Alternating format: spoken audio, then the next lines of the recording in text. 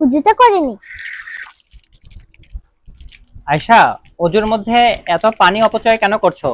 বাবা, উজুর মধ্যেও কি পানি অপচয় হয়? হ্যাঁ, অজুর মধ্যেও পানি অপচয় হয়ে থাকে।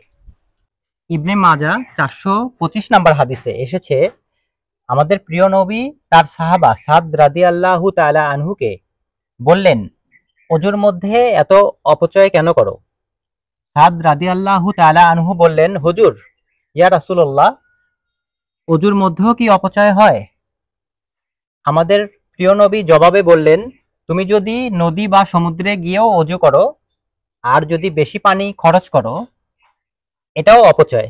সূরা মুলকের শেষ আয়াতে আল্লাহ তাআলা বলেন, তোমরা কি ভেবে দেখেছো, যদি তোমরা সকালে উঠে দেখো পানির লেয়ার নাই, নিচে নেমে গেছে, কোন সে সত্তা আছে তোমাদেরকে পানি আবার এনে দেখাবে?